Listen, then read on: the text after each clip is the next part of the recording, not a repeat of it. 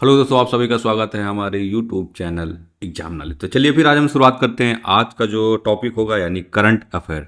ठीक है, 17 मई 2026 का करंट अफेयर। ठीक, तो आज हम देखते हैं कि ये आज की जो क्लास है करंट अफेयर की, ये हमारे जो आने वाले एग्जाम हैं उनके लिए कितनी महत्वपूर्ण है। ठीक, तो चलिए शुरुआत करते हैं। जैसे कि अगर हम करंट के सोर्सेज की बात करें तो जो करंट के जो सोर्सेज लिया जाता है वो द हिंदू, ठीक है, द हिंदू, दैनिक जागरण और द टाइम्स ऑफ इंडिया। ठीक, इन तीन न्यूज़ पेपरों से सोर्सेज जो है करंट का वो लिया जाता है। ठीक है, तो हम देखते हैं कि हमारा जो पहला क्वेश्चन है, यानी कि हमारा जो पहला क्वेश्चन है करंट का, वो है कि हाल ही में केंद्र सरकार ने 5,000 करोड़ रुपए से अधिक लागत वाले Ahmedabad Sarkhej Dholera semi high speed double line rail project को क्या है, मंजूरी दी है। ठीक, तो ये किस राज्य से संबंधित है।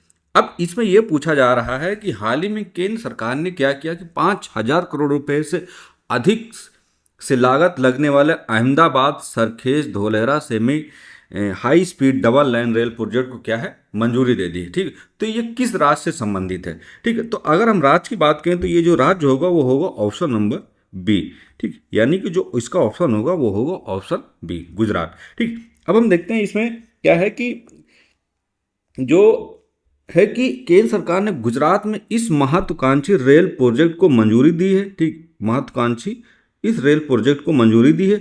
धोलेरा को भारत का पहला सबसे बड़ा, ठीक है, धोलेरा का भारत का सबसे पहला और सबसे बड़ा स्मार्ट इंडस्ट्रियल ग्रीन फील्ड, ठीक, smart industrial green field city बनाया जा रहा है।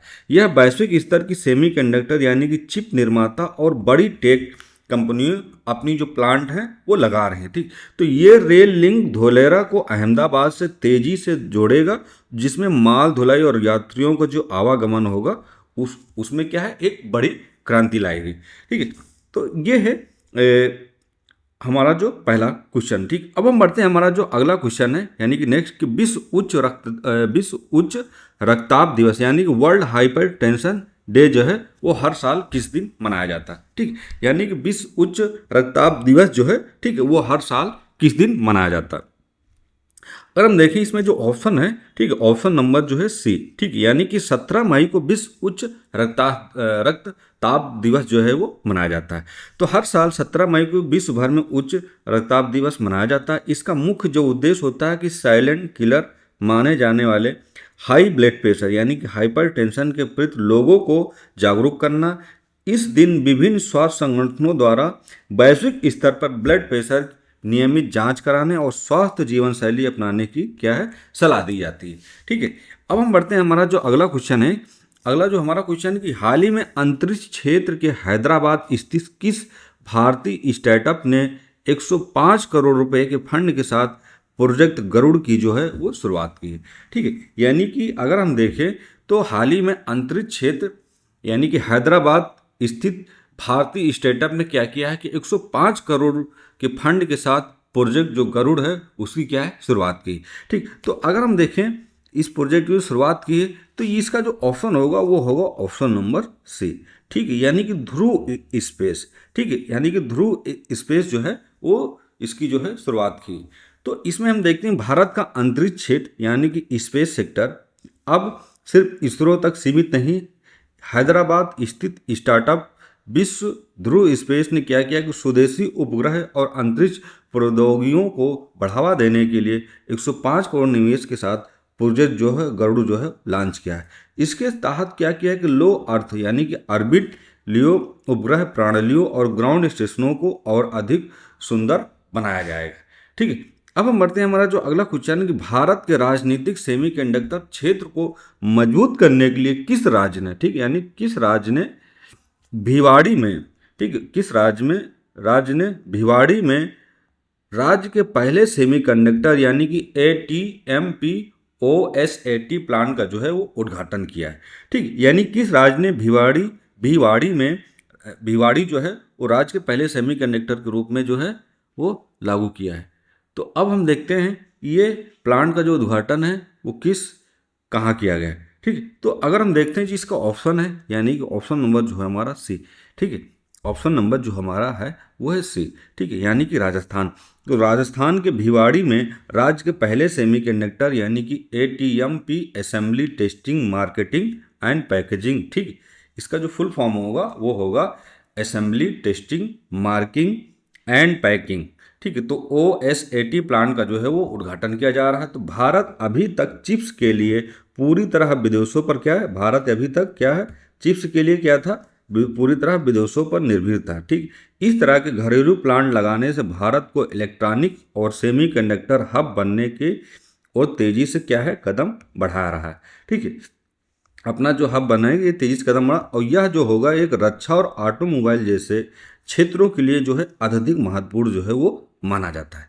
ठीक, अब हम बढ़ते हैं हमारा जो अगला क्वेश्चन यानी नेक्स्ट है कि उत्तर प्रदेश के दुधवा टाइगर रिजर्व की बेल राया रेंज में हाल ही में किस दुर्लभ और गैर विषाली यानी कि नॉन इनोमोस सांप की जो हो प्रजाति को क्या है, देखा गया है।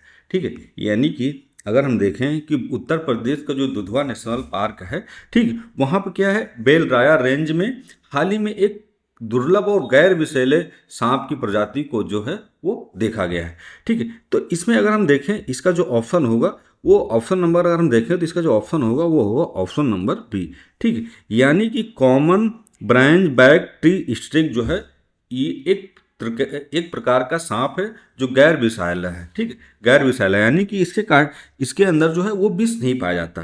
ठीक, तो ये जो है उत्तर प्रदेश के लखीमपुर खीरी में स्थित Dudhwa reserve tiger Belraya range में पर्यावरणविदों के द्वारा common branch back tree snake को देखा गया। ठीक, कह देखे common branch back tree snake जो है देखा गया।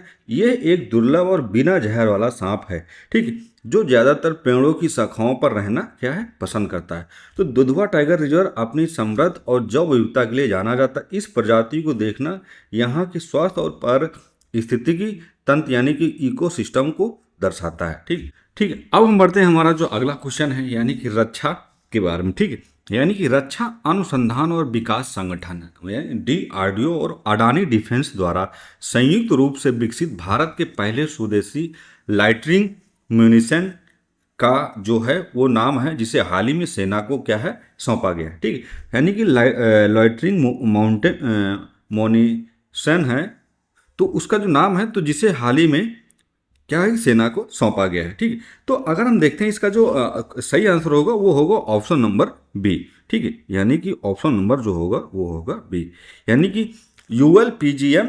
ठीक है, यानी कि लॉन्च प्रिसिशन गाइडेड मोनिशन। ठीक है, तो ये जो है ये DRDO यानी कि अडानी डिफेंस एरोस्पेस द्वारा सह विकसित यानी कि ULPGM द्वारा जो है एक अपनी श्रेणी का जो है एक भारत का पहला स्वदेशी लॉइटरिंग मुनिशन जिसे सुसाइड ड्रोन भी कहा जाता है। इसकी जो मारक क्षमता की अगर हम बात करें तो स्ट्राइकर रेंज जो है वो है 2.5 किलोमीटर। ठीक, यानी कि और ये जो है 2 किलोग्राम के वारहेड से लैस, और इसकी जो सटीकता की अगर हम बात करें तो सटीकता 1 मीटर यानी कि सर्कुलर एरर प्रोबल। इसे हाल ही में सेना की पश्चिमी कमान के उपस्थिति में क्या है, इसको क्या है, सौंपा गया है। ठीक है, यानी कि अगर हम देखें तो DRDO द्वारा जो अडानी डिफेंस एंड एरोस्पेस द्वारा सह विकसित ULPGM जो है, ठीक, तो ये एक अपनी श्रेणी में भारत का जो है पहला स्वदेशी लॉइटरिंग मुनिशन है जिसे सुसाइड ड्रोन भी कहा जाता है। तो इसकी जो मारक क्षमता है वो 2.5 किलोमीटर यानी कि 2.5 किलोमीटर की मारक क्षमता, और यह यानी कि 2 किलोग्राम भार के वारहेड से लैस होता है, और इसकी सटीकता की अगर बात यानी कि 1 मीटर की सटीकता में ये वार करता है। ठीक, तो इसे क्या है, हाल ही में पश्चिमी सेना जो है कमान की उपस्थिति में इसको क्या है, सेना को सौंप दिया गया है।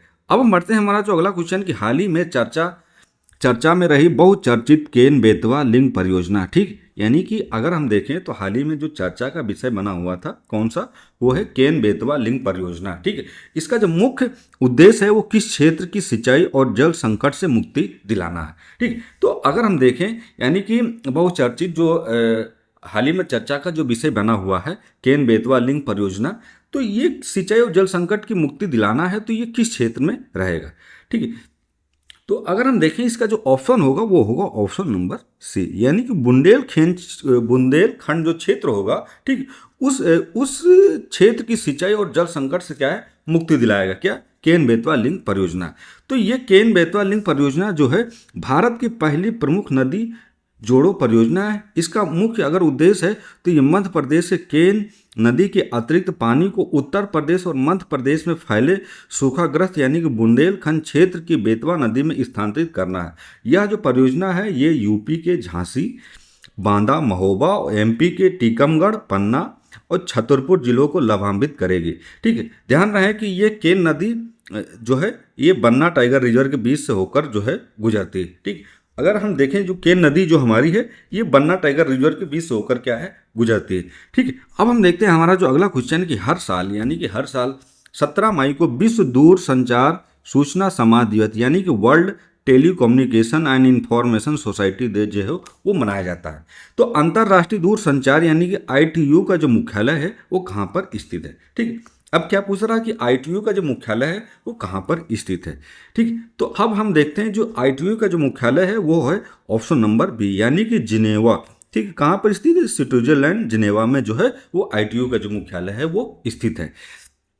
अब देखते हैं कि 17 मई को वैश्विक स्तर पर अगर हम देखें डिजिटल कनेक्टिविटी और सूचना तकनीकों के महत्व को रेखांकित करने के लिए विश्व दूर संचार दिवस मनाया जाता है। ठीक, क्या तकनीकी महत्व को रेखांकित करने के लिए क्या है विश्व संचार दिवस जो है वो मनाया जाता है। तो 17 मई 1865 को पहले अंतर्राष्ट्रीय टेलीग्राफ कन्वेंशन पर क्या है हस्ताक्षर किया था और अंतर्राष्ट्रीय संघ यानी कि ITU की स्थापना की याद में ये दिन चुना गया था। ठीक है, तो ये जो है ITU का जो मुख्यालय है वो जिनेवा यानी कि स्विट्जरलैंड में स्थित है।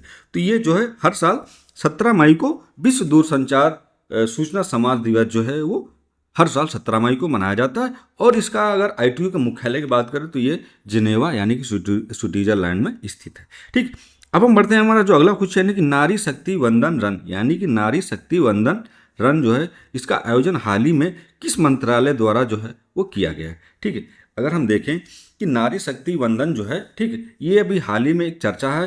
तो हाल ही में क्या है किस मंत्रालय द्वारा जो है ये क्या है किस मंत्रालय द्वारा किया गया है।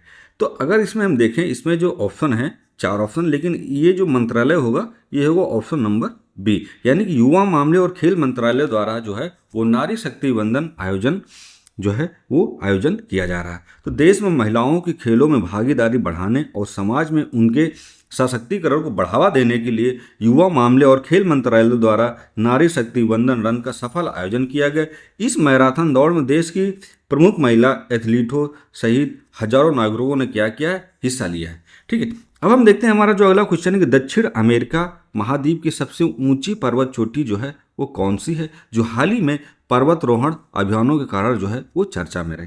ये जो हमारा क्वेश्चन है ये हमारे एग्जाम के लिए जो होता है ठीक मोस्ट इंपॉर्टेंट, तो ये चीज़ आप जरूर नोट करके रखिए। ठीक है, यानी कि दक्षिण अमेरिका महाद्वीप की जो सबसे ऊंची पर्वत चोटी है ठीक है वो कौन सी है जो हाल ही में पर्वत रोहण के अभियानों के कारण जो है वो चेक चर्चा का विषय बना हुआ है। ठीक है, तो अगर हम देखें इसका जो ऑप्शन होगा यानी कि सही इसका अगर क्वेश्चन की बात करें इसका सही आंसर होगा ठीक है इसका जो सही आंसर होगा वो होगा ऑप्शन नंबर सी। ठीक, यानी कि माउंट एकांगुआ जो है वो है जो हाल ही में जो चर्चा का विषय बना हुआ है। तो दक्षिण अमेरिका महाद्वीप की जो सबसे ऊंची पर्वत चोटी है वो कौन सी वो है माउंट एकांकागुआ जो है वो है। ये जो है चर्चा का विषय क्यों बना हो तो माउंट एकांकागुआ दक्षिण अमेरिका महाद्वीप और एंडीज पर्वतमाला की सबसे ऊंची चोटी है। इसकी अगर ऊंचाई की बात करें तो ये 6,962 मीटर की ऊंचाई पर जो है वो स्थित है। तो ये प्रतियोगी परीक्षाओं के लिए देखें तो सटीक भाग के लिए याद रखना। ठीक, तो ये हम पहले बता दें प्रतियोगी परीक्षाओं के लिए सबसे महत्वपूर्ण क्वेश्चन है। ये चीज़ आपको याद करके और अपने जो करंट की जो नोट बना रहे हैं वो आप जरूर लिख दें। ठीक है, तो अगर हम देखें जो नंबर देखें यानी कि डेनाली जो उत्तरी अमेरिका की सबसे ऊंची चोटी मानी जाती है। अब यहीं कोसियुस्का की अगर हम बात करें तो ये ऑस्ट्रेलिया की सबसे ऊंची चोटी मानी जाती है। माउंट विंसन की अगर हम बात करें तो ये अंटार्कटिका की सबसे ऊंची चोटी जो है वो मानी जाती है। ठीक, तो आज यानी कि हमारा जो 17 मई की जो करंट की जो क्लासेस थी वो फाइनली कंप्लीट हुई। प्लीज़ आप लोगों से इसीलिए रिक्वेस्ट करते हैं कि आप जो हमारी करंट की जो क्लासेस है वो शुरू से लास्ट तक जरूर देखिए। बहुत सारे क्वेश्चन ऐसे होते हैं जो इंपॉर्टेंट होते हैं एग्जाम के लिए, तो वो आपको स्किप करने से क्या है कि आपके लिए वो क्वेश्चन जो होगा वो छूट जाएगा। ठीक है, तो फिर आप लोग लाइक करिए, सब्सक्राइब करिए, कमेंट करिए। फिर हम मिलेंगे नेक्स्ट वीडियो के साथ। जय हिंद, जय भारत।